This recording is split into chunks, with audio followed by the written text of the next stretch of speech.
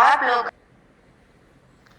बच्चों, आप लोग घर में दादा दादी, नाना नानी, बुआ या माँ से कहानियां सुनते होंगे, जैसे राजा रानी की कहानी, ऊंट और सियार की कहानी, कौवा और लोमड़ी की कहानी। लेकिन मैं आज जो कहानी आप लोग को बताने जा रही हूँ वो एकदम अलग है। वो कहानी है काकी। काकी नाम नहीं है, एक संबोधन है एक माँ के लिए। काकी कहानी के लेखक सियाराम शरण गुप्त हैं।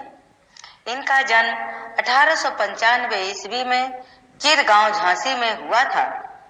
इन्होंने इस कहानी में एक अबोध बालक के बाल मन को बड़े ही मार्मिक ढंग से प्रस्तुत किया है। जैसा कि मैंने पहले ही बताया था कि काकी शब्द एक माँ के लिए कहा गया है। एक बच्चा श्यामू है और अपनी माँ को वह काकी कहकर बुलाता है।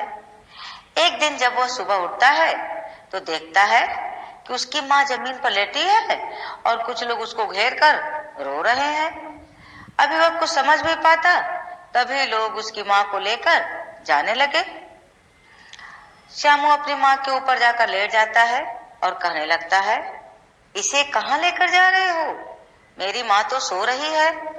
लेकिन लोग उसे उसकी माँ से छुड़ाकर शमशान लेकर चले जाते हैं और श्यामू को सुखिया दासी संभालती है।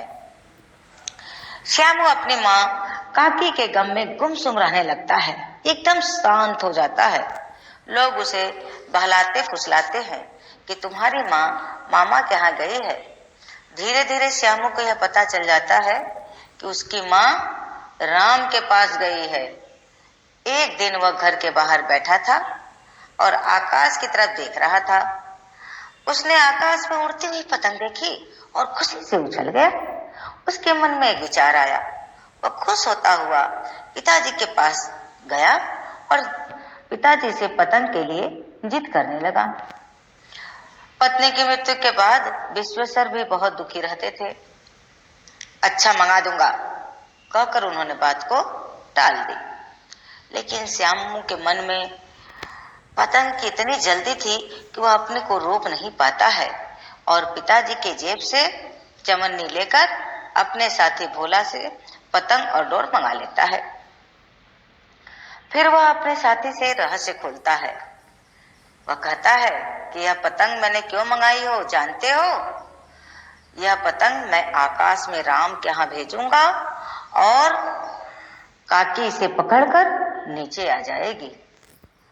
पतंग पर काकी का नाम लिखवा दूंगा, जिससे वह जान जाएगी कि यह पतंग मेरे बेटे श्यामू की है। भोला श्यामू से कहता है कि यह डोर तो पतली पड़ेगी, इसे पकड़कर जब काकी नीचे उतरेगी तो यह डोर टूट जाएगी। हैं? अब बताओ तब क्या होगा? श्यामू ने दूसरे दिन फिर अपने पिता की जेब से 1 रुपया निकाला और भोला को दे दिया। कहा, जाओ किसी तरह एक मोटी रस्सी ले आओ। लेकिन उसके पिता विश्वेश्वर को यह पता चल जाता है कि उसकी कोट की जेब से 1 रुपया निकला है। और जब वह श्यामू और भोला को खोजते हैं और देखते हैं कि वो दोनों एक जगह बैठकर आपस में पता कुछ गुड़मुड़ करते हैं, तो वह उसको डांटते हैं और कहते हैं कि क्या कर रहे हो यहाँ? और भोला उनकी डांट से डरकर बता देता है कि श्यामू ने रुपए निकाले हैं। अब वह श्यामू को मारते हैं, कहते हैं चोरी करना सीखोगे, जेल जाओगे, कहकर पतंग को फाड़ देते हैं। तभी मोटी रस्सी की तरफ देखते हैं और पूछते हैं, ये किसने मंगाई? भोला बताता है, इन्होंने मंगाई, और कहते हैं इससे पतंग तान कर राम के यहाँ भेजेंगे, जिसे पकड़कर मेरी काकी नीचे आ जाएगी। इतना सुनते ही विश्वेश्वर एकदम आश्चर्यचकित हो जाते हैं एकदम, और पतंग उठाकर देखते हैं और उस पर देखते हैं कि चिपके हुए कागज पर लिखा था काकी। तो बच्चों, ये थी एक छोटे से बच्चे की अपने माँ के प्रति प्रेम की कहानी।